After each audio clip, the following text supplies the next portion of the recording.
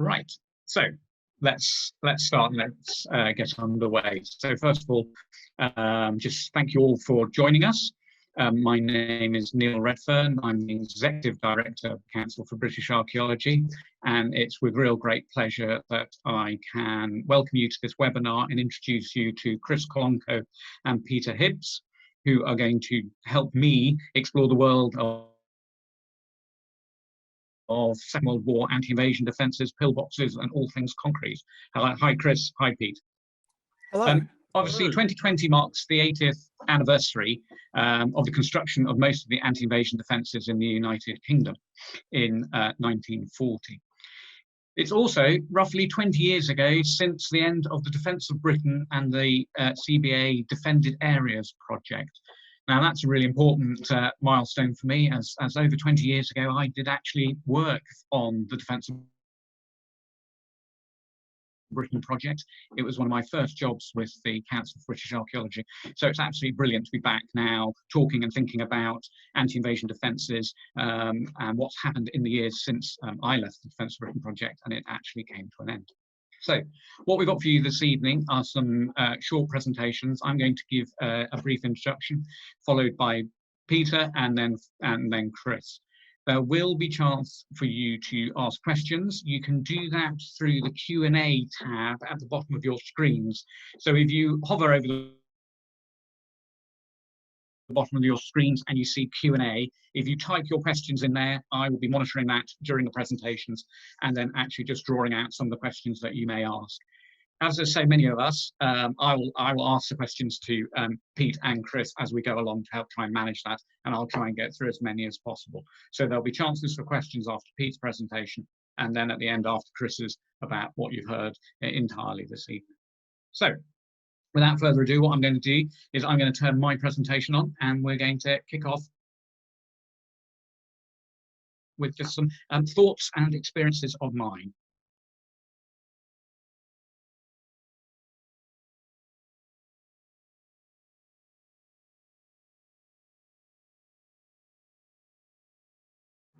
So thank you very much.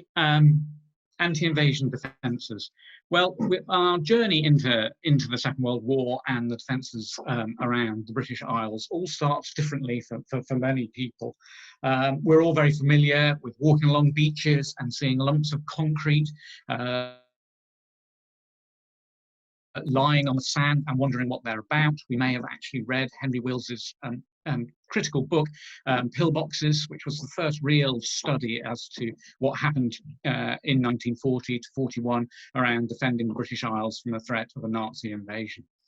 And we all sort of draw those stories and those understandings about why they're there. Certainly my father, who lived during the Second World War, would tell me about them, tell me about his experiences of actually growing up at that time. For me, myself,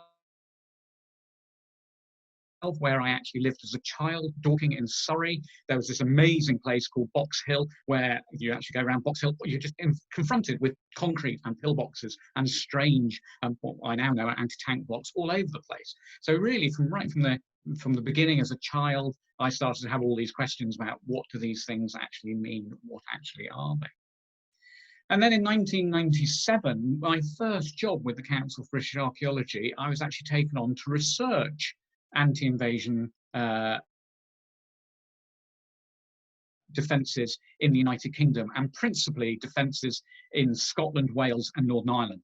And the images I'm just showing you here are what I then, through archive research at the National Archive, what was then the Public Record Office, drew out as the stop lines, the anti-invasion defensive lines in those parts of the home nations. A colleague, Dr. Colin Dobinson, had already done it for England, and really what I was doing was just drawing out that investigation into the archives to see what I could find in Scotland, Wales and Northern Ireland. And what you're absolutely confronted with is a sheer wealth of information. The problem isn't that there isn't enough documentary evidence, it's almost like there is too much documentary evidence. Where do you go? How do you actually start unpicking it? And again, a couple of examples.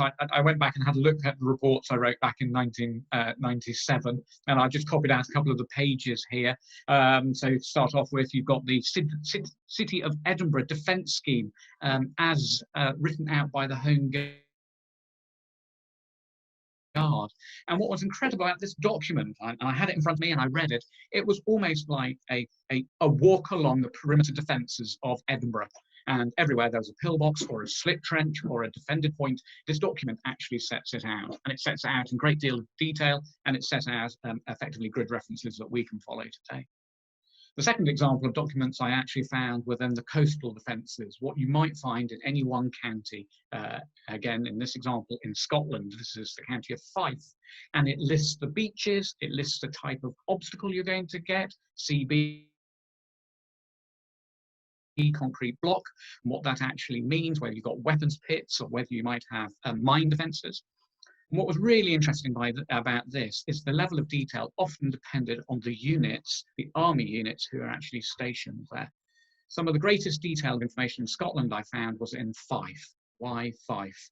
Well, that has actually came down to in 1940, after the fall of France, what you actually found is that the remnants of the Polish army who made their way back to the United Kingdom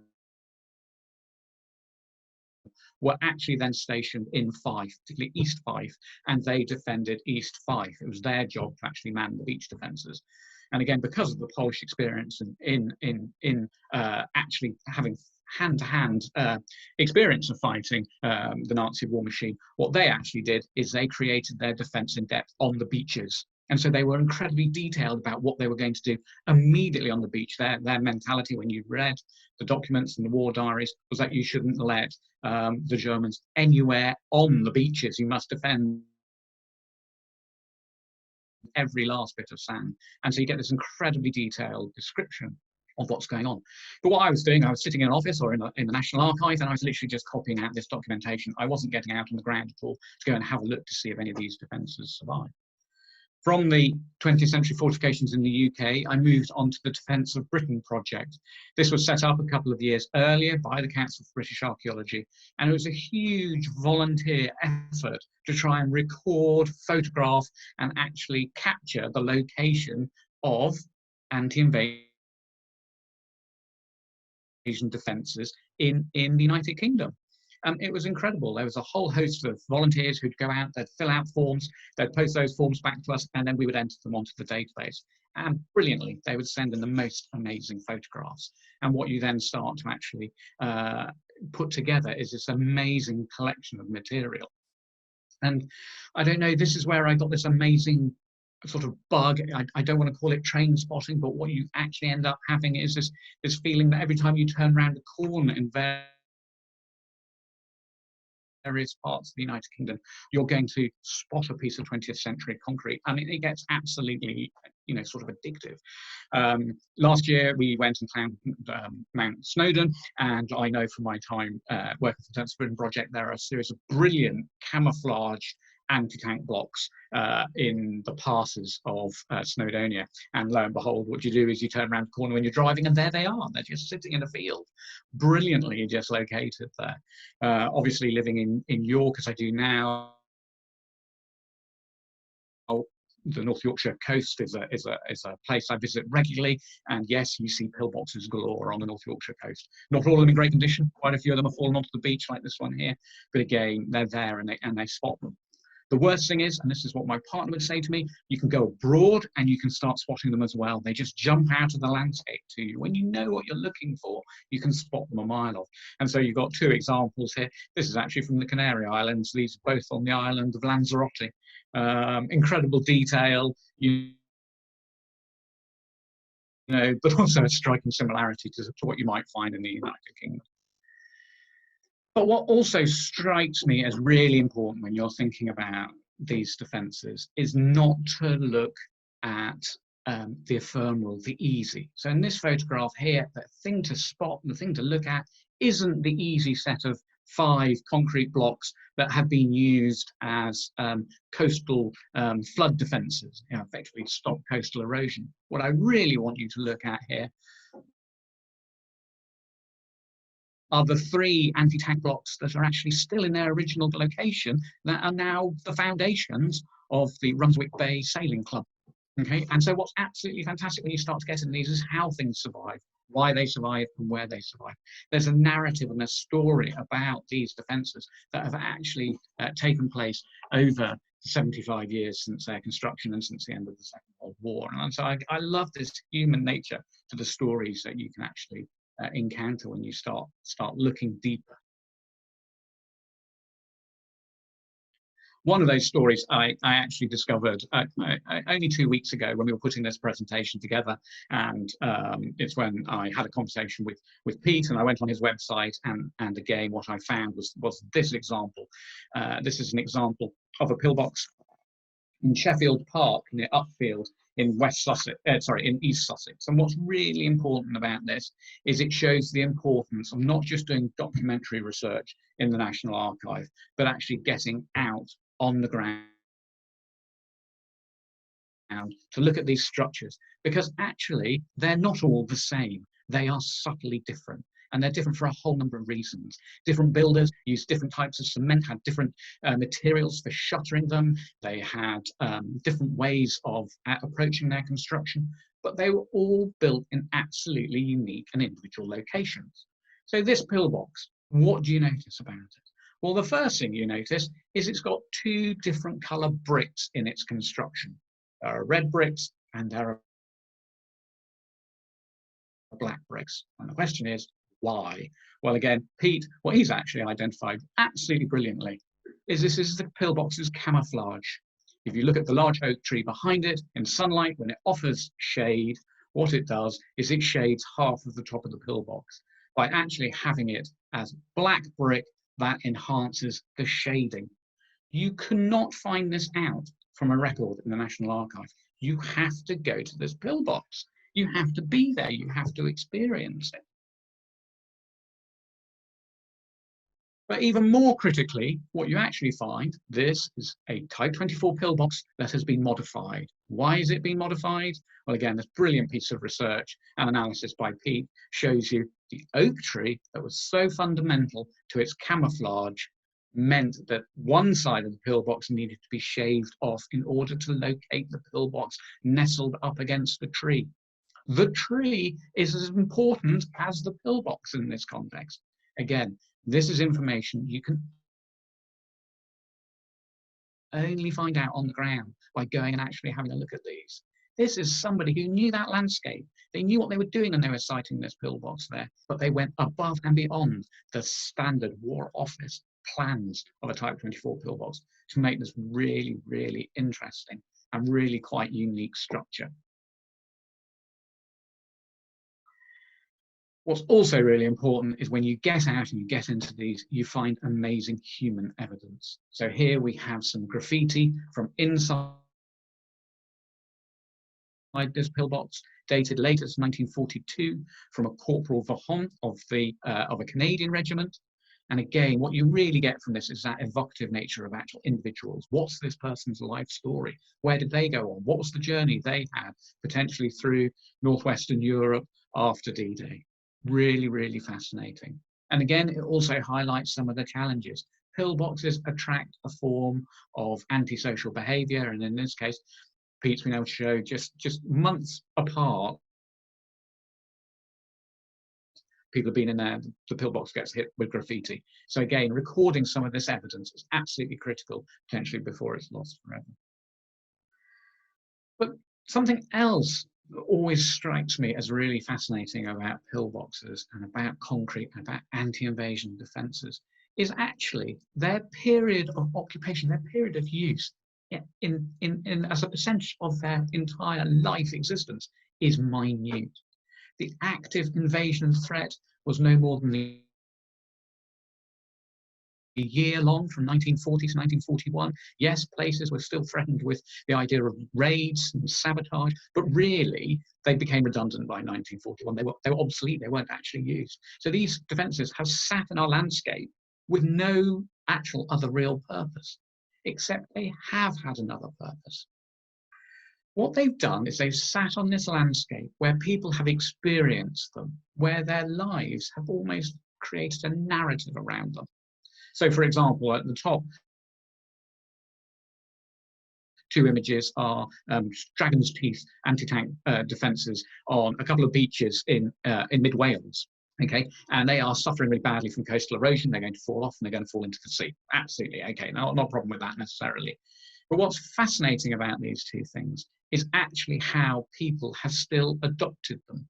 You can go to some of these blocks and you can find individual blocks painted. They've been adopted by families who every year, that is where they have their beach picnic. That is where they leave their towels when they go swimming in the sea. These things haven't lost resonance in the landscape. They still have meaning. And again, my favourite, absolutely, you go to Caton Bay, just south of Scarborough, you'll find this upturned pillbox. And yes, that graffiti is absolutely modern, locals only. Why? Because the pillbox is actually upside down, yet the writing's the right way round. So that writing only went on it after the pillbox had fallen onto the beach. People still feel about these things. They still use them to express meaning and understanding. And again, Chris might pick up on this later. They're still really important for understanding coastal erosion, the dynamic nature of the coast, and actually what is going on in terms of climate change and what might happen. They still have so much resonance. And I absolutely love those conversations and those stories and those layers of stories that we still place on pillboxes today. That's me. That's my brief introduction to what I find are the fascinating conversations and subjects around anti-invasion defences. What I'm going to do now is I'm going to hand you over to Pete. Pete's going to give us a more in-depth look at some of the defences from his East Sussex projects, and actually, again, what it's actually like to get really deeply involved and understand why pillboxes are actually placed where they are. So, straight away over to Pete, and I'll see you after his presentation.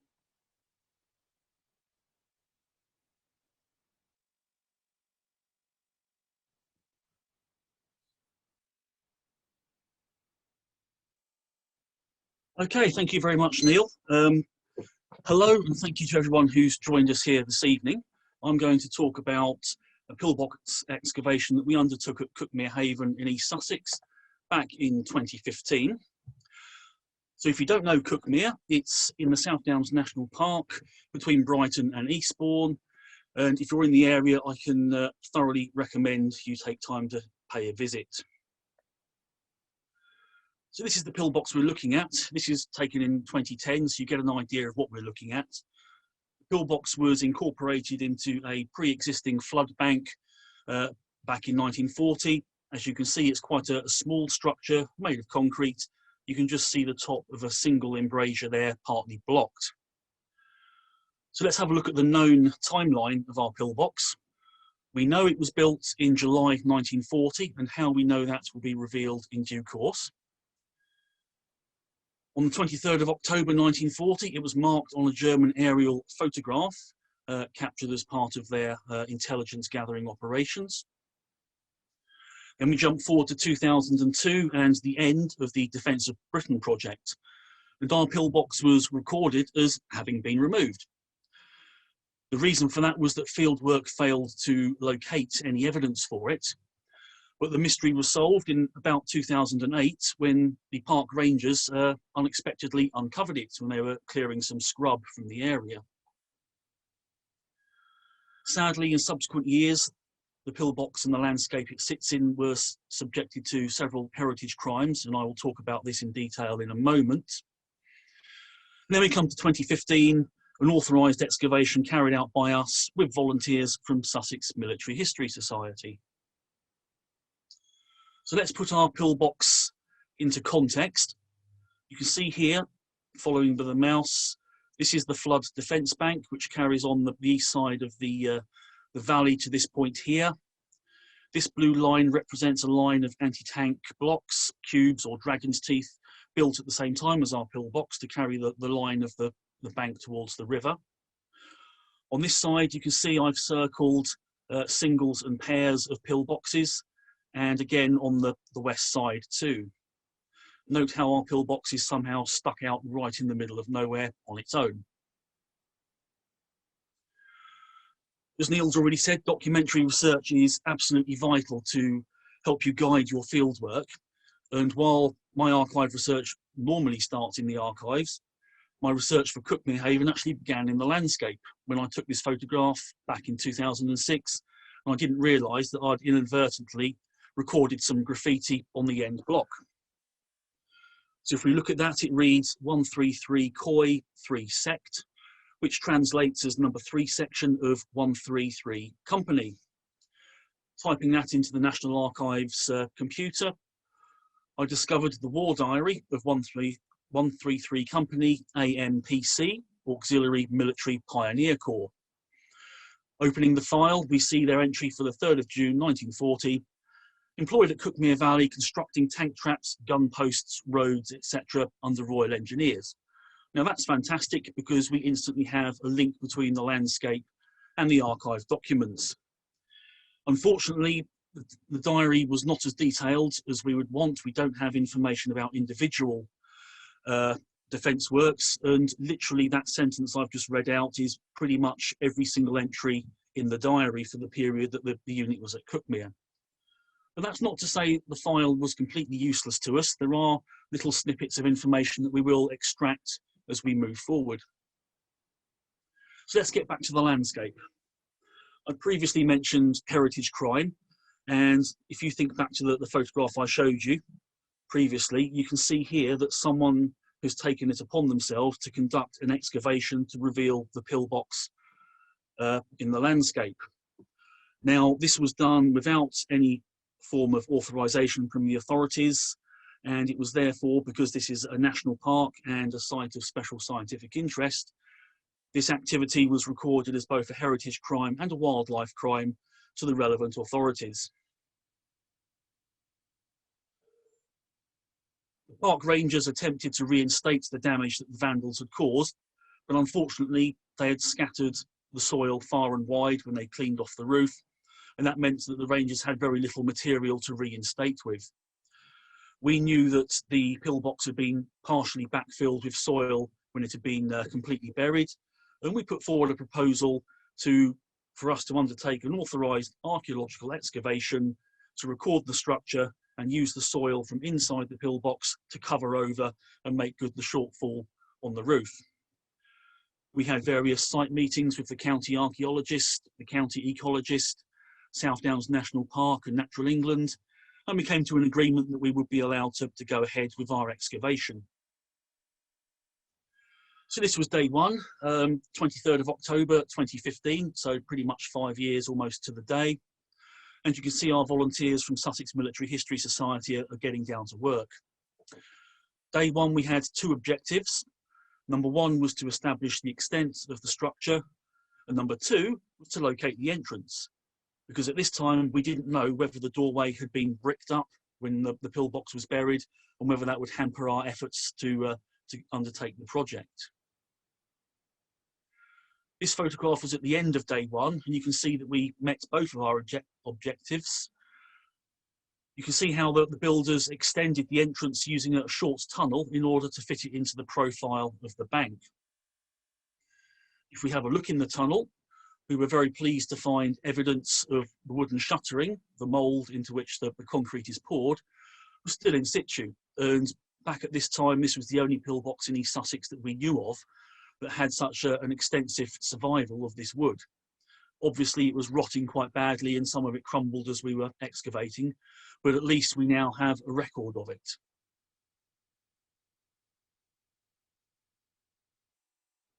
If we look at the outside of the tunnel, you can see how sloppy the concrete is. And whereas wood was used to shutter the inside, on the outside, they just had a wall of sandbags. So this funny shape here is the imprint left by a sandbag, presumably full of soil. Now, while the Hessian sandbags have rotted away over the years, we were very surprised to find that the Hessian weave of the sandbags had been perfectly preserved in the concrete after 80 years. Day two was cleaning out the interior. This is one of our volunteers here, Jim, who's demonstrating that if you are taller than 5 feet, you cannot stand up straight in this pillbox. The low roof is obviously to maintain a low profile in the bank. Behind the yellow bucket here, you can see our entrance tunnel, And that's just 2 foot square, 60 centimetres, very narrow, bit of a tight squeeze to get through. And you can see around the walls here the level to which the pillbox have been backfilled. Now this was the interior after we had cleaned it out. So our entrance here is on the right. You can see the interior compartment is not very big. The width here is at 1.30 meters, which is only just longer than the Bren gun, and the width from side to side is 1.60 meters. So it's actually quite claustrophobic when you're in here, particularly because your entrance is through a tunnel. Some of you may recognise this design of embrasure as the sort that was designed to be compatible with the Bren tripod. Now in our example here, we don't have that compatibility, so there's no socket let into the shelf there for the front leg of the tripod, and no concrete piers at the back to take the back legs. We don't know why that is, but obviously one reason is the tripod is too big to get through the door in the first place. However, you can set the Bren gun up and you can fire it from the bipod as seen here, or you could rest it with the bipod folded on a sandbag in the embrasure. While we're here, let's kill off a little internet myth. The myth being that because this pillbox is smaller than many others, it was only designed for 1 occupant. Well, I think this photograph proves that that is incorrect. You can get 2 people in here quite comfortably, and indeed we did try with 3. It's a bit of a squeeze, but you could get a 3-man Bren gun team in here. Day 3 was excavating the front faces of our pillbox. Unfortunately, we didn't have time to do this side over here on the right, but as you can see, we cleared the front and the west side. Again, we're looking at some very rough concrete. You can see it's been shutted in corrugated iron at the bottom here, and then wooden boards used to cast the roof. But let's have a closer look at what's going on with this cavity in the wall here. Now, I can categorically say that this is absolutely the worst concrete I have ever seen in my entire life. And I don't say that lightly. We've got all sorts of inclusions, and rubbish has just been thrown into the mix here. So for example, just here we've got chalk boulders, we've got some coke cinders from the excavation thrown in, we've got ironstone, we've got random blocks of concrete here, and we've even got 2 rusty bits of gas pipe thrown in. So what's the reason for this? Well, firstly, we might assume that the Royal Engineers weren't overseeing the work as closely as perhaps they might. But I would suggest that this shoddy work is probably down to inexperience of mixing and laying concrete. We also have the factor of time, the urgency of getting these defences built before the invasion comes. Day 4 was all about recording. Obviously, because we had a once-in-a-lifetime opportunity to excavate the pillbox and uncover it, we had a duty to record it so that nobody needed to go back and record it ever again. So we took a detailed survey. We've got scale plans, a good photographic archive of the pillbox. And at the moment, we're actually updating the report that we compiled with new information that's come to light. So we'll be forwarding that on to the local historic environment record in due course. Day 5 was all about the reinstatement, so backfilling our excavation. Fortunately, we had enough spoil from inside the pillbox to make good the shortfall on the roof, and we were able to completely cover the pillbox and hopefully prevent it from seeing more attacks of vandalism. So why is this pillbox sited here? The orange triangle I've marked on this plan represents my estimated arc of fire for a weapon in that pillbox. So this is the amount of ground that you might expect to cover. Now, where the triangle meets the sea there, that distance is only about 150 yards, yet our entire beach is over 700. So it's not really covering an awful lot of territory, and if you've got a machine gun in there, you're probably wasting its effect. Note how we have the pillboxes off to the flanks on both sides. I can only assume from this that our pillbox, we know it's built in July 1940, it's quite an early structure. My theory is that it actually predates the other pillboxes, and it was part of perhaps an initial defence plan which subsequently became redundant. Now, the evidence for that comes back from the archive files again. So I believe there was a change in plan of how the positions were to be set out. If we go to the archive file of the machine gun battalion, whose Vickers machine guns would have been in the pillboxes, the 2nd of August 1940, they tell us new machine gun positions at Cuckmere Haven have been approved. If we then speak to the Royal Engineers, their file will tell us 15th of August, they're siting the new positions on the ground. So this is where they're going to be building these pillboxes. 4th of September, the engineers are working on 2 pillboxes. 10 days later, 2 more pillboxes have been sited. 7th of October, they're working on pillboxes on the west side. And the 12th, they're working on pillbox camouflage. So if we translate that back to our map, I've put on here a couple of estimated arcs of fire of Vickers guns. We know Vickers guns were in these 2 pillboxes here. And we can see that those 2 guns alone can cover far more ground than our pillbox. And note how our pillbox is actually in the line of fire of most of these pillboxes, indeed on both sides of the river. Now, if new pillboxes for machine guns were being built, they have to be these ones on both sides. So therefore, that enhances my theory that our pillbox was early and it's being made redundant effectively within a few weeks of its completion in all reality. If we then go back to the archive files again, we can find minefield maps of Cuckmere Haven. So the areas I've shaded in red are the minefields that we know were laid in September 1940.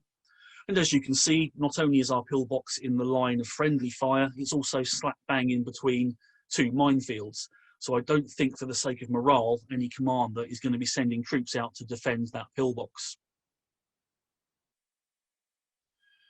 So who built our pillbox? Well, we were lucky in that we found some graffiti in the pillbox. So this example here was from a chap named Hibbs, who actually managed to inscribe his name 4 times across the pillbox. He's also helpfully given us the date, July 1940. So this is how we know our pillbox was an early construction. But the best graffiti that we found here, and indeed I think we've ever found anywhere, was this inscription in the embrasure. And that's so brilliant, you could almost just copy that straight onto an English Heritage blue plaque and mount it immediately. This is what it says. Built by number 1 section, AMPC, July 1940, 133rd Company. And then at the bottom, we have the name A.W. Barker. And it looks as though Barker tried to write his name just here and then gave up. But what does this tell us? Well, we're looking at 133 Company again. We met them with number 3 section etching into the dragon's teeth. This is number 1 section, so maybe there's some inter-section rivalry going on. Each work group is trying to get its identity etched into as much concrete as possible, or perhaps it's just basic pride in the work that they are doing. If we go to the archive files, we can find again in the war diary that number 1 section was commanded by a 2nd Lieutenant Bull. So between the archive files and the graffiti in the landscape, we know the names of at least 3 people who we think were probably involved in the construction of this pillbox. There's more graffiti from 133 Company. This is a dragon's tooth which was toppled over and buried after the war. It's actually only a few yards away from the block we saw earlier. Now you can see some scribblings and inscriptions on the top there, but the one we need to look at is on the other side. And this is where Snakes Maloney has told us that he is the sergeant of number 6 section. So it looks as though number 6 section and number 3 section were involved in building this line of dragon's teeth. Again, the war diary tells us that 6 section finished work and left Cuckmere Haven on the 27th of August. So that gives us a shut-off time, a bit of a date bracket for at least this inscription, if not perhaps the completion of the line of blocks. This is one of my favourite pieces of evidence. This is elsewhere in the Cuckmere Valley, excavated at a different time, obviously with permission. And what I've done there is I've highlighted in red 3 footprints. The concrete slab we're looking at here was marked up quite a bit by 133 Company, so we know it's them. And what we've got here is just a beautiful snapshot captured in time, preserved in concrete of actual construction activity. The spacing between those footprints perhaps indicates our man is shuffling along quite slowly. Why is that? Well, here we have the tyre tread of his wheelbarrow perfectly preserved in the concrete. So you can build up a brilliant mental image of what's going on here just from this unwitting evidence. You get the impression of a man shuffling along with a heavy wheelbarrow, perhaps it's full of concrete for pouring the next load. We can't be certain. But when we look at the war diary again, 133 Company had 278 men working on the seafront here in the valley, constructing these defences. So you get an idea of the sheer level of activity that's going on here. You've got the Battle of Britain being fought out overhead. And it's this sort of building activity that probably led to the Germans spotting our pillbox. This is a photo taken from drone footage of our excavation site. And although it's not at the same altitude that the Luftwaffe would have been photographing from for intelligence purposes, we can pick out some of the pitfalls of constructing these defences that give the game away to the enemy. So the first obvious feature is the concrete, even though it's been covered over for 80 years, it's shining brilliant white in the sunshine. That's standing out like a sore thumb in the landscape. Our excavation trenches have caused shadows to be cast. We've got nice straight edges. We also have our spoil heaps. We've got one just here and another two down there. They will cast shadows. You can see where the spoil is damp because it's darker. And one of the things these builders would have had to have done would have been to bag up the excess spoil and remove it from site for precisely this reason. The final clue that a German aerial photograph interpreter would be looking for would be track plans. So you can see our track discipline hasn't been very good. The only entrance onto our site is walking through here. And because we've been walking backwards and forwards all day, we've trodden the grass down, we've caused a lighter path to appear. And even more so around the excavation. You can see where soil has been trampled in, and we've now got a sort of a bald patch. And that's going to be very obvious to anyone interpreting aerial photographs. And it is somewhat ironic that the only documentary evidence we have from the Second World War at the moment that we know of this pillbox, is actually the German evidence. So let's just finish up now. This is our pillbox after the excavation, but we've seen how we've looked at what's going on in the landscape. We've done some archaeology, we've looked at the archive files, and particularly with the latter, we didn't have one big detailed file that told us everything we wanted to know.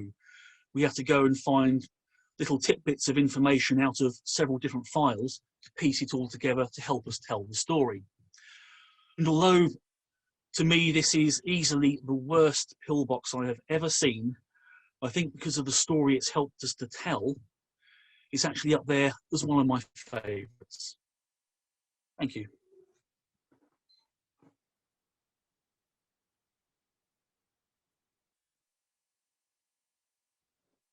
Brilliant. Thanks, Pete. That was absolutely fantastic. The way those personal stories come out, the actual seeing that graffiti and how you can link names to these individual structures, it's just so evocative for me. I think that's really what you need to focus on and why individual research becomes so important. Now, I have one question on our Q&A that I'm going to ask you and to see how we can get on answering. And this is from N.R. Jensen Jones. And the question is, have you seen significant evidence of repurposed components predating the Second World War being used in the construction of defences? Repurposed pre-war? Nothing definite from me, other than tram tracks, but then they could be from any date post-1900 or pre-1900. Certainly in East Sussex. I've not seen it in the flesh because I think the evidence has gone, but from memory, there was a case whereby the roof of a gun emplacement in the Rye area was built using some steel girders that had been cut from St Leonard's Pier in 1940, so a sort of reuse of materials. Also, a few sort of bungalow, so-called shanty towns in coastal areas, which typically were perhaps old army huts or old railway carriage dwellings, A lot of those were removed by the army and the materials were reused for defence works or whatever the engineers were up to. That's about all I can think of. Yeah, similar here in Yorkshire. It's just bits of railway track and tram track that could come from any period, really. Not sure about elsewhere, though. Well, one thing we shouldn't forget is partly the reason why we actually built these fixed defences is we were reusing ordnance from the First World War, which is all we had. So actually, when you go to a lot of them, certainly the ones which had anti-tank designs to them, and they actually had the hard fixing points for the actual guns, you can actually see that the type of guns they were going to mount in these pillboxes were mothballed First World War munitions. So there is a really interesting inside there. I suppose my other one is we did site pillboxes in some amazing locations, and so the best example has to be Pevensey Castle, where literally pillboxes were built into the flint structure of a medieval castle. And what I like so much now is the pillboxes, because they've never had any conservation done to them subsequently, look more original than parts of the medieval castle that places like the Ministry of Works in their tidying up have actually so conserved they look more modern than the actual pillboxes. Yeah. So there is an emphasis that we have actually reused places to site defences. Yeah, interesting side notes on. There's a great deal of continuity in that. Sorry, we froze there a bit. Interesting side note on Pevensey Castle is that number 1 section of 133 Company, AMPC, who built our pillbox, when they left on the 8th of August 1940, they went to Pevensey Castle to work on the defences there. So we've got a link between the pillbox I've just been talking about and Pevensey Castle itself. Okay, just a couple of quick more. Okay, so in the chat, sorry, I just lost this question. In the chat, we have had, would they have camouflaged the building effort against aerial reconnaissance, or was that not a concern for teams? On the coast in my area, from the aerial photographs, which we'll look at in a second, it's pretty apparent they were making no attempt whatsoever to undertake any kind of discipline to conceal where they were constructing things. But that's just from the area I look at. I think there's some of the stuff I've looked at further inland, there was certainly a lot more concerted effort to conceal what was going on, but certainly in my survey area, that's I've seen very little effort going into trying to hide where people are walking and they're driving vehicles and stuff. I think in East Sussex, yes, efforts were made. Certainly in the documents relating to East Sussex, the regulation states that before a pillbox is sited and built, you need to know how you're going to camouflage it. Now, obviously, the rush to build defences in 1940, I think, threw that idea out of the window. But, I mean, our pillbox, I assume, I don't have any definite proof from aerial photographs, it was just buried in the bank and the Germans perhaps spotted it during construction. But, again, I think you just have to see what different units were doing and how they were doing it. Brilliant. Okay, I've got one more quick question from Deborah Batt, and then we'll move on to Chris. I just love this question. Are pillboxes listed? And if so, have any of them ever been deliberately destroyed by farmers? Okay, so some pillboxes are listed, and some pillboxes are scheduled monuments as well. I personally have known experience of farmers trying to remove these pillboxes, and on most occasions they give up. Chris, Pete. I'll let Chris answer this. I think, oh God, do I have to? Yes. I think one of the main problems we see is that a lot of people assume that because they're all listed, which isn't the case. And then I think from what we see on the internet, me and Pete, fairly often, the point where people decide to act and try and get something listed is when the bulldozers are on site trying to demolish it, which is a great shame. But yeah, unfortunately, very few are actually listed or scheduled, and there needs to be a greater effort go into following the guidelines from Historic England and the other heritage organisations to submit pillboxes that fit the criteria to be protected. But the important thing from my perspective is ensuring that the landscape context of the pillbox is, you know, highlighted. You know, because these things weren't. If I'm going to go into my presentation now, I'll not spoil it. No, Okay, I'll just quickly follow up on that. One important thing you can do is do the archive research on these pillboxes now, because if you want to try and get something listed, you need to be able to say why this pillbox is important, why does it need to be listed, and if it's just the same pillbox as the one down the road, then it's unlikely to be successful. So you need to know why it's so important to list that particular individual example. Brilliant. Thanks, both of you there. We've got a couple more questions, which are great. I'm going to hold one off to the end, and I think actually, Chris, you're going to hopefully help draw out how you can answer the first one. So Nick Reed asked, has there been any use of LiDAR or ground penetrating radar to look for buried defences? Nick, I know Nick, and he's already seen my presentation, so he knows the answer to that. Okay, there we are. Hey. Well, I'll answer that in my presentation, answer. Nick. Yeah. So without further ado, and so everyone else can get up to speed as to where Nick is. Chris, over to you. Right. Sorry, let me just get myself set up. Right. Okay. Can everyone see that? Are we looking good? I'll take that as a yes. Right. Okay, hello everyone.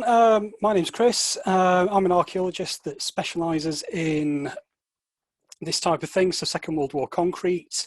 I currently work for the Coastal and Intertidal Zone Archaeological Network, and for the past 17 years I've been looking at the defences in Filey Bay and trying to work out what we can learn from these things.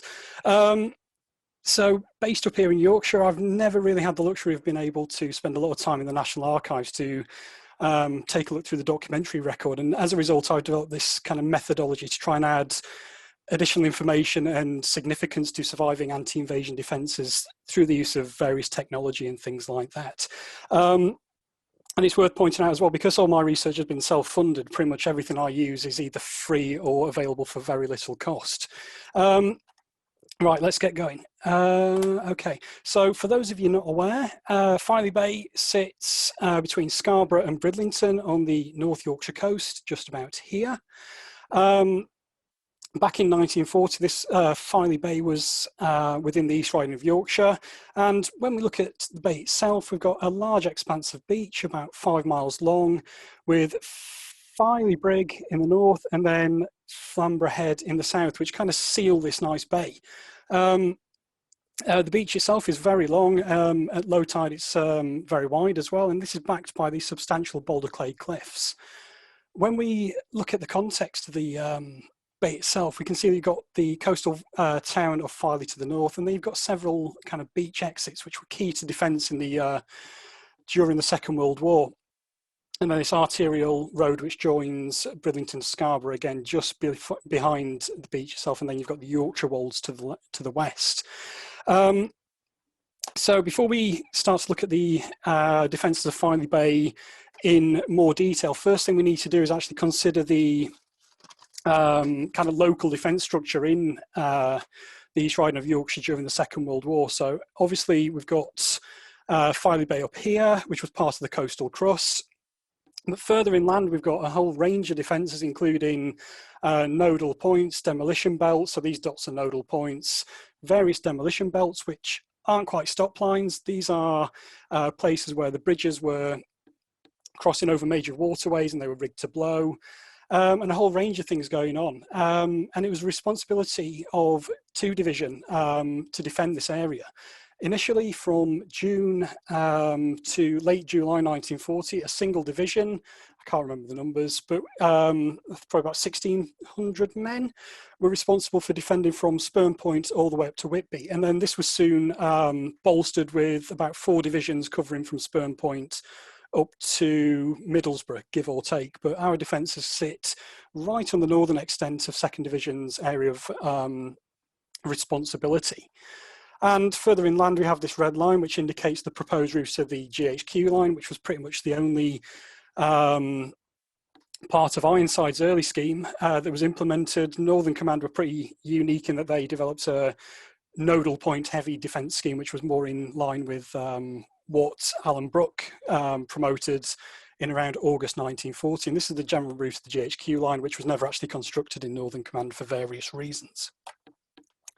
So zooming over to Filey Bay, this is what we see. And this is just like an overall map of everything that I've surveyed over the last 17 years and identified. And what we can see is that in this relatively short space, a 5-mile stretch of beach, we've got a shed load of stuff going on. Each one of these dots indicates the location of a pillbox.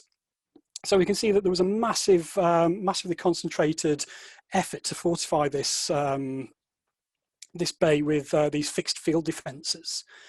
And the majority of these were constructed between early July to early August, give or take, so like a month period to construct all this. But also, in between that, we've got a whole range of other defences which don't survive today. And this is the important thing, that what we see today represents only a fraction of what was actually constructed. And looking at this defence, the defence of the coast as well, we can see that it focuses primarily on the area just above the beach and on the beach itself, which is something which doesn't quite allude to the concentrated nature of the defence in this area, which we'll look at later. So one key component of my research has been to undertake archaeological surveys to known archaeological and recognised archaeological standards. That is by surveying upstanding remains, creating a site report, which will then go on to the HER, which incorporates a properly archived photographic survey for each surviving structure, and where needs be, a building survey as well. And this is the key thing, is ensuring that you do a field survey that can easily be incorporating local HER data, and that's something I'm currently writing up, which will go on to augment the data that they've already had from me. But yeah, this is just an overall picture. We see we've got a lot going on, and it's all fine, well and good recording this stuff, but it's not until that we interpret and start to analyse our findings that we start to add further meaning to what we see in the landscape. So here's a very kind of basic map of a distribution map of some of the pillboxes. One thing I'll point out is we're going to focus on this area around Speeton and Reeton Gap, just because we've got a lot going on there and there's some interesting stuff happening. So once you've, was it back in the early 2000s when I was doing my A-level in archaeology, one of the first things I did was I had to do a report on something, and I remember these pillboxes, and yeah, I did this report, and everything snowballed from there. So I surveyed these 4 pillboxes and plotted them onto a map. And yeah, it's interesting that we started to see something going on, but what we see today, which is pretty much these pillboxes in the landscape, there's a lot missing that we don't see, which was vitally important to the defensive landscape, but also is vitally important to helping us properly understand how effective these defences would be. So what we see today is very little in comparison with what was actually constructed. So thanks to the Defence Areas project, which had, I think, ended just before I started doing A-levels in the early 2000s, I was well aware of the presence of aerial photographs. And these, generally when people think of aerial photographs, they think of the Luftwaffe and all this stuff. But the Defence Areas project made me abundantly aware that the RAF had been very busy photographing bits of the coast and elsewhere to plan and aid the construction of these defences. So I was able to contact Historic England, who have a shed loads of these aerial photographs for England in their archives in Swindon, which are unfortunately closed at the minute, which is a great shame because I've got a load of stuff I want to get off them. And these were key to starting to build up the landscape. So this is what we see today. That's what it looked like in 1940. So I've uploaded, done my interpretation in a program called QGIS, which is free and worth a look at. It's really, really cool. And we can clearly see now that there's a lot more going on in the landscape. First thing you see are these red and black marks, which indicate the locations of barbed wire entanglements. And we can clearly see that each pillbox was surrounded by a substantial barbed wire obstacle. Reasons for behind this are twofold. One, to limit movement of enemy troops through the landscape, and 2, to kind of keep them at a distance from the fixed positions so that they couldn't quickly overrun them. On the beach here, we have these defences which have all been lost, or the majority have been lost to coastal erosion, which ties in with my current work with Citizen. And the aerial photographs have been really, really crucial to plotting the original extent of these anti-tank blocks on the beach. So we can clearly see, well, these survive today, but they're in such a tumbled state that it's hard to interpret them. But what we can see is we've got a double line of those below this cliff with right angle spurs running at right angles to the beach. And we can start to get an idea of how concentrated the defences were on the beach. Looking in the vicinity of the pillboxes as well, we have the kind of forgotten hero of the anti-invasion defence landscape, and that is the slit trench and the weapon pit. You know, trenches dug into the ground were cheaper and easier to build than pillboxes. Today, they still survive, but very few people actually look for them. But they were an integral part of this defensive landscape, and because they're rarely identified or recorded, we don't get the full picture. Most people just go straight to the pillbox and that's it. But in the Filey Bay survey area, there's something, I've identified something like 45 pillboxes and 75 trenches. So there were far more trenches in this landscape than there were pillboxes. And it's at this point now we can start to see that more often than not, the pillboxes were supported by a slit trench, and there were additional slit trenches along this cliff edge here. And then going up to Speeton, we can clearly see that this is heavily defended by barbed wire slit trenches, and you've got 2 pillboxes in there. So my subsequent research as well has shown that Filey Bay was defended by a battalion of of infantry. So the regular army were responsible for defence pretty much everywhere, but have almost been forgotten in light of the Home Guard and Dad's army. But the documentary record has highlighted very clearly that Speeton itself was a company defended locality, and the company located there with tasked with counter-attacking if the Germans got a foothold on the beach. But that's a story for another time. So aerial photographs have been key for building up the extent of these original defences and helping us to interpret the landscape a lot more effectively. So coming back to this map here. So this is, the basic distribution of pillboxes in the landscape. And like I said, pillboxes are generally looked at in isolation. So a lot of people just look at the pillbox and that's it. They don't generally consider them as part of a wider landscape. But what we see when we start to plot pillboxes onto a map or into a piece of GIS software is we start to see patterns emerging. And after I surveyed these ones in the early 2000s, it was like I noticed that there was a fairly even spacing between these things. And it was like, well, that can't be random, but it can't be planned as well, because pillboxes were placed randomly in the landscape at a whim, and there was no forethought going behind their placement. But this made me think, how can I explain this? Is it random? Is it by chance? Or is it deliberate? And one of the ways that I started to answer this question was to start to consider the function of a pillbox. So what we have going on here is we've got these pentagons on the beach, which represent a certain type of pillbox. And then we have these hexagons focused around the cliff top, which indicate a different type of pillbox, which we'll look at now. So these are the pillboxes we find on the beach. This is what I call the Yorkshire medium machine gun pillbox. These were nicknamed the eared pillbox, which I think it's a terrible name because it doesn't tell us anything about the structure itself. But this is a kind of ahistorical nickname that was given to the pillbox in the 90s, as far as I'm aware. But when we look at this thing, we can see that it's got some very interesting features going on. You can see it's built to bulletproof standards. So pillboxes were generally built to bulletproof standard with reinforced concrete walls of 38 centimeters thick, or shellproof standard with walls 1 meter 6 centimeters thick. I can't remember what that is in Imperial, but there were 2 very specific designs that were generally utilized. And this, when we start to look at this thing, looking at it in plan, you can see you've got these 2 extremely wide but relatively shallow embrasures, which have this buttress underneath. This buttress is actually hollow. And you'll also notice that these embrasures point at oblique angles out from the pillbox, which is rather odd. So looking at this in a bit more detail, it was pretty clear that this pillbox was designed for a specific function. And we can clearly see that,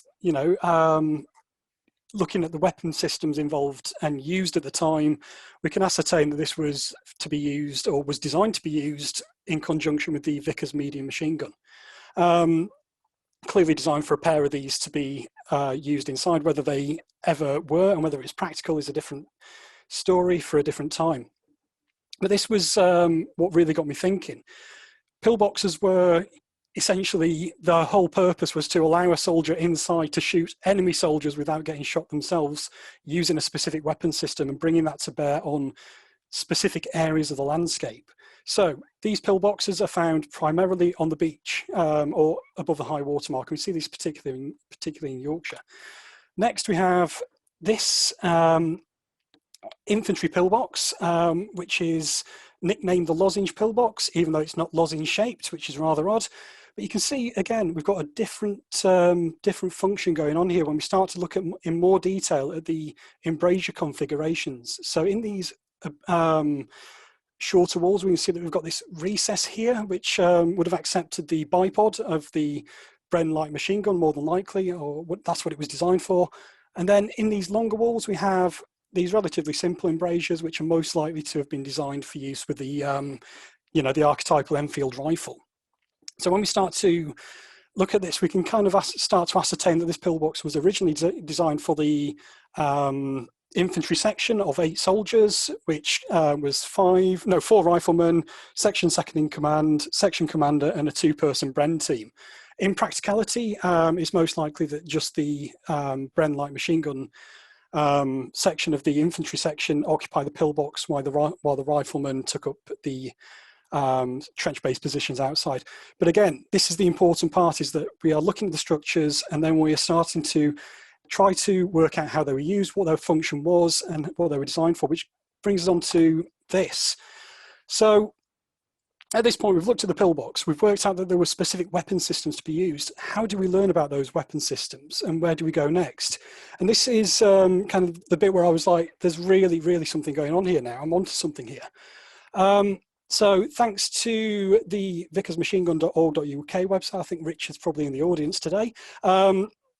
I stumbled across that website and it had a shed load of these manuals relating to machine guns and things. And it was here where I started to look into how the machine guns would have used, the theory behind their use, and generally how the infantry were trained to use these weapons and how they would be brought to bear in the defense of a coastal area and a landscape.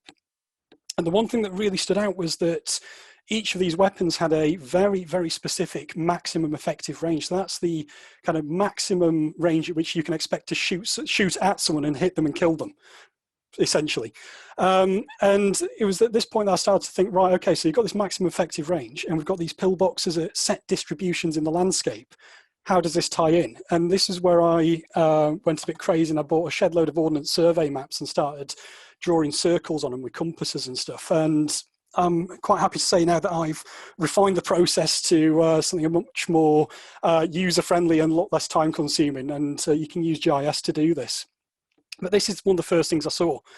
So we were looking at the medium machine gun pillboxes built just above the high water mark.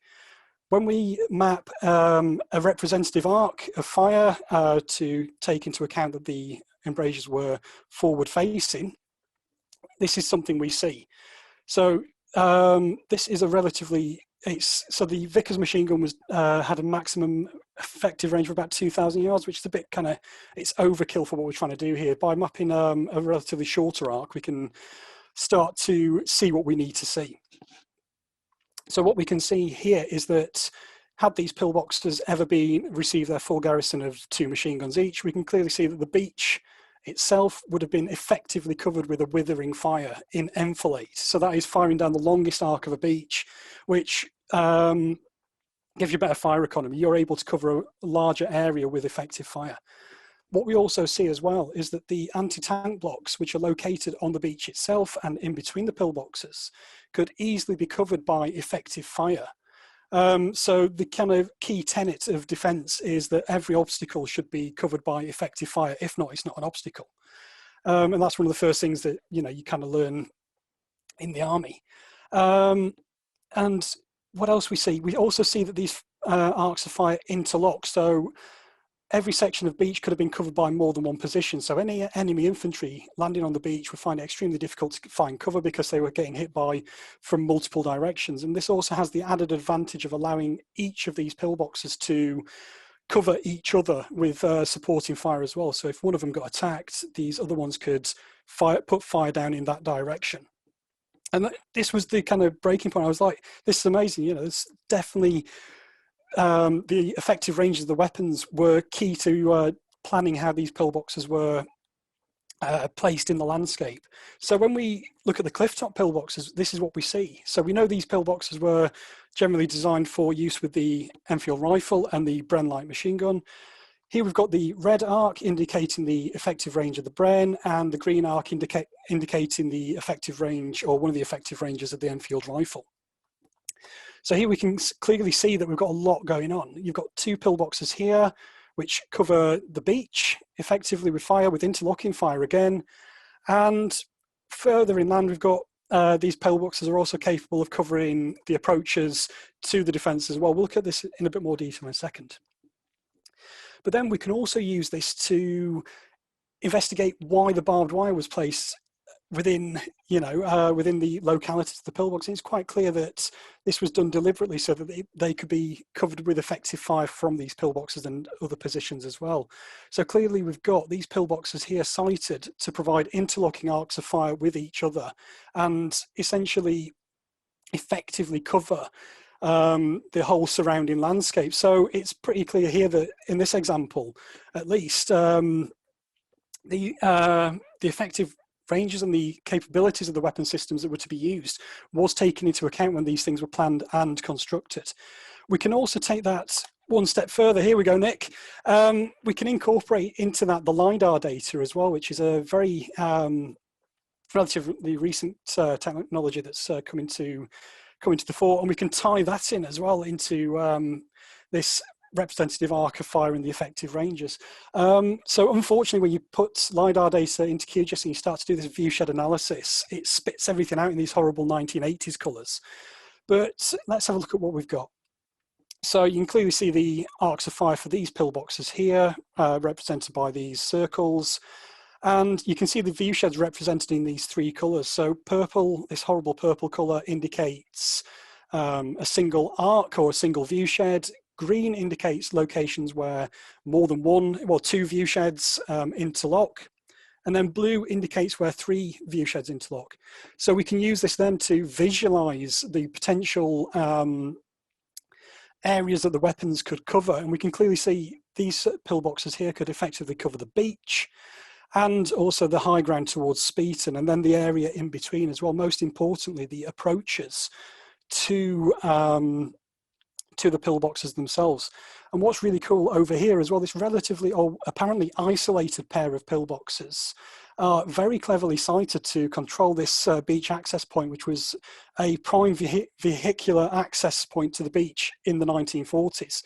You can clearly see that they are sited to cover the roads with effective fire, but also as well the approaches from Hummonby and the cliff tops, and surprisingly to a lesser extent the approaches to the rear of these defences. So it's at this point now that we can start to, we have a pretty useful method of interpreting these anti-invasion defences. And what's really cool about this is you can use it for anything that, essentially was an active defence. I've used this as an interpretation method for coastal artillery batteries, recently anti-aircraft batteries, on some TV work that I'm working on with Citizen, and a whole range of other things. It's really, really interesting, but most importantly, it helps us to visualize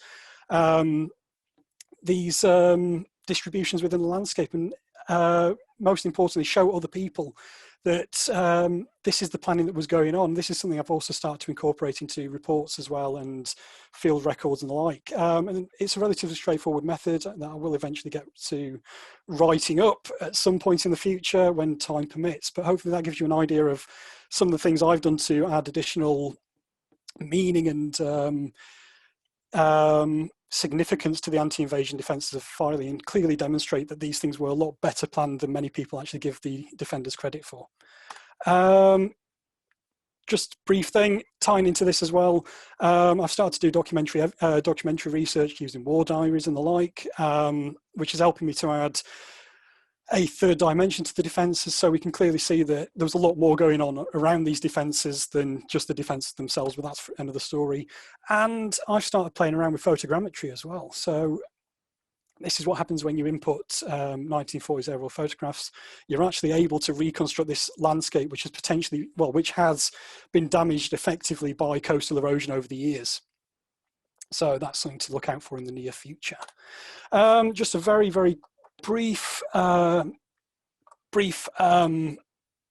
of UK Second World War heritage. So Pete and I set up this group and website nearly 2 years ago now, and the aim of it is to encourage more people to get involved in contacting the local historic environment record, investigating sites, and doing a lot more than just taking happy snaps to put on Facebook. There's a long way to go before we can properly understand the significance of these things, and hopefully our website and the resources we are producing go some way to inform people how to get involved and how to make a difference. And just to keep my colleagues happy, please do check out the Coastal and Intertidal Zone Archaeological Network. So we work exclusively on the coast in England to record vulnerable archaeological remains before they are lost forever, and conveniently that involves a lot of Second World War stuff as well, so please do check out our website. That is me over and out. Brilliant, thanks Chris. Right, I've got lots of questions which I'm going to try and field my way through right now. So hopefully Pete's there. Yes, I can see Pete now, so he come back into the conversation. So first of all, there's been some questions in the chat room and some questions through the Q&A. I'm aware not everyone would have seen some of the answers I've been typing onto the chat room. So they've seen my answers, but not my questions. So I had a question about barbed wire and whether barbed wire defences survive and whether you can go and see them. And my answer was really challenging. You can find on the rare occasion bits of barbed wire defences, but they tend to be in terribly remote places, basically where it's really difficult to clear them away from. I've certainly seen them surviving on Orkney. But again, just time now means that they're not always there. We've had some really great questions about listing and designating pillboxes and when are they listed and how many have been listed. It's really difficult to know exact numbers. It's not very many though. It isn't, but you do get a number that are listed as part of larger structures, and this is where a second conversation came in. How does designation work in terms of areas of, defence systems? The best examples are those pillbox defence systems around airfields, where the total ground defensive airfields might have been listed, and there are a number of examples of those that you can discover. And then in the chat room, my former colleague at Historic England, Emily Greenwood, she just gave a link to a pillbox that you can go and see what the sort of record looks like. Obviously, pillboxes are designated when they're in other structures are designated. So all the pillboxes at Pevensey Castle, for example, are actually scheduled. Next set of questions came around what next? And people asking if the Defence of Britain project was going to get back up and running. People noting that the pillbox study book, the pillbox study groups out there still recording pillboxes, and obviously Chris and Pete have highlighted their Second World War work you want to do. So there is lots of stuff that's going on out there. I suppose for me at CBA, I'm not entirely convinced that we're going to start a new Defence of Britain project. I think that was a product of its time. I think what I've learned, and certainly from this presentation, really, it's these local bits of research that are actually now so key. The activity that takes it into individuals doing it, finding out about their places and finding out those very, very localized stories. I do think there's a role for the CBA in helping promote that sort of work. Pete and Chris, what do you think on that one? Completely agree. So it's worth highlighting that we've got a very good idea of what was going on nationally, but a very, very poor idea of what was going on, for example, within the commands, Northern, Eastern, Southern, Western and Scottish Command.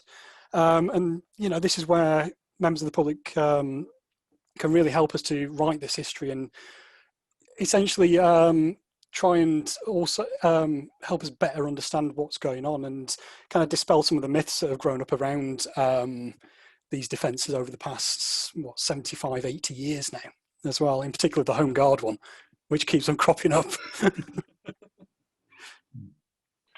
Okay, More questions again about how we can get in touch with things. I think there's a real role for the CBA to flag some of your work better so that we can actually show people where some of this local research is actually going. I think that's something that we'll take away, but obviously you'll be able to get both Pete and Chris's details through the festival information that we've actually given to you, and get online and actually see. You know, again, a lot of the activity now is people are able to put this information online themselves. Another really great question: are there any examples of fake pillboxes, tank traps being constructed to make the Germans believe defences were stronger? Yep. I know that in East Sussex, at least 6 dummy pillboxes were built.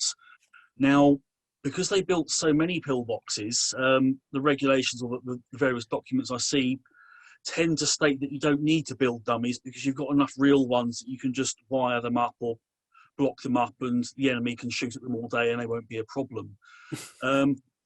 Dummy minefields were created, so just barbed wire fences that look like minefields. We know that certainly again in East Sussex they were talking about dummy dragon's teeth, just sort of plywood covered with sort of a cement render. Whether they were actually deployed or not, I don't know. I've seen some photos from the we Imperial certainly War do know Museum. that yeah, there are a whole host of fake structures that were built by the War Department. There was a specific group called Colonel Turner's Department who was responsible for creating fake airfields. What they created were bombing decoys. So effectively they could mimic an airfield during the day, and they could then mimic the lights of an airfield at night, and they would try and attract enemy aircraft to bomb the wrong place. And they got very sophisticated with these things. They actually ended up being able to mimic oil refineries, cities, towns, you name it. And they both had daytime bombing decoys and nighttime bombing decoys. So again, a lot of these records actually survive in the National Archive, where you can actually go and find out what they actually did. And Historic England have actually designated a number of bombing decoy sites. What tends to survive is the underground control bunker. So again, yes, they're there, but again, they are even more ephemeral than the actual pillboxes. So not always a good survival. Another really good question from Paul Marsh. Parts of the Atlantic Wall seem to have had heavier weapons positioned to fire along the beach. Was that the same here? That's a good question. I think, because, yeah, for me, I think trying to compare the stuff the Germans built to what was built in this country is always awkward, because there were 2 very different functions, different resources available, and different strategies overall. So I don't know anything about the German stuff, I really don't. But we do see this strategy of enfilading beaches with machine gun fire, with interlocking arcs of fire, was, you know, kind of common across all militaries at the time. But other than that, I can't draw comparisons because I've never done any research on the German stuff. No, I mean, neither. I mean, certainly what few anti-tank guns were available in the forward defending localities were sited to shoot along beaches. But one thing that's often overlooked is that we had artillery in the rear, so quite often French 75 guns from the First World War, also the British artillery, also 4.5-inch howitzers, that sort of thing. Yeah, they were able to cover the coastline as best they could, and they would be able to fire up to 200 yards offshore to avoid hitting the troops in the pillboxes. So you could bring down artillery fire onto the beaches. Had coast defence batteries. I've seen in the archives that some of them have land targets designated to them. So they might even be able to bring fire down on the neighbouring battery if it's been overrun. But yeah, no, what was done in the UK in 1940-41 pales into absolute insignificance compared to what the Germans were doing on the other side of the Channel. Yeah, and they had more time to do it as well. Yeah. Also, we didn't have the guns. Again, a lot of what you're actually seeing with British defensive policy is creating fixed defences to wait and see where the Germans might go, and then move what guns we had into pre-prepared places, which was the entire strategy behind the general headquarters reserve line, the GHQ line, which ultimately was almost like saying, we'll give you 30 miles of our land before we actually work out how we're going to defeat you. And what I find really interesting is when you look at the war diaries in the National Archive and you look at the covers of the war diaries, they're documents that an individual wrote. This is the war diary of my company, wherever I'm stationed. And what's fascinating is when you read them between August 1940 and January 1941, because they have to keep rewriting the front of the cover document, the language changes. And the language changes from plans to defend the country, plans to defeat the enemy, plans to exterminate. You know, the mentality entirely changes. And you see this a lot after Dunkirk, when the British Army is rehabilitated back into frontline service. What you then see is a mentality of people who fought the Germans. They've had experience of blitzkrieg. They've been in northwestern France. And what they then get there is they totally change the mentality of actually how they're going to deal with the situation. So you've got to understand that the period they went through has been no different in time-wise than the period we've been through from the beginning of COVID in March to now. And we still don't know how to deal with COVID. Yeah. That is the timescale you're dealing with for this defense, anti-invasion mentality. People were just cracking on as best they could. And when you actually view it in that context, what they were doing was quite remarkable. Yeah. Right. Okay. Brilliant. We've gone on 20 minutes over time at the moment. I think we've pretty much answered everyone's questions there.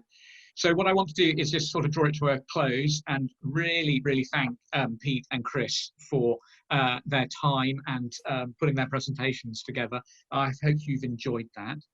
I must actually say to you that when I finish talking, a poll is going to pop up on your screen, which we would like you just to quickly fill out, which is just asking you to rate your level of enjoyment from this evening's entertainment and presentations. Let us know if you've learned anything new and whether you'd like to take part in the Festival of Archaeology in the future. So please just have a go at that. We'll also, when the presentation finishes and we all disappear off our screens back into our own family lives, we'll send you out a more detailed survey about the festival. So again, we're really keen to know what you think about the festival. Obviously this year we've all gone online. We've tried to do as many digital events as possible. We're getting better. We're now doing Zoom webinars, hopefully a bit more interactive. We're really keen to hear from you about what you'd like and what we can do more of and how you might like to get active and participate and join in, you know, just celebrating some of this amazing stories and material that's out there to actually talk about. Okay, so I can see the poll going on there. That's fantastic. Thank you, everyone. We've had no low and no very low. I take that as a ringing endorsement of the skill and expertise of Chris and Pete, not me. Still time. Everyone seems to have pretty much learned something new. Thank you very much. There's a few experts out there. I recognise a few names in our attendees, which is great. Great to see you again. And really pleased that you want to be part of the Festival of Archaeology again in the future, and we'll certainly try and do something again, because this is a never-ending subject that's really, really fascinating. So without further ado, just one final thank you to Pete and Chris. Pete, Chris, thank you. No worries, thank you. That's great. Thank you all for listening and taking part. And what we're going to do now is we're going to say goodnight, and my colleague Claire will hit the button that switches us all off. So thank you very much for participating.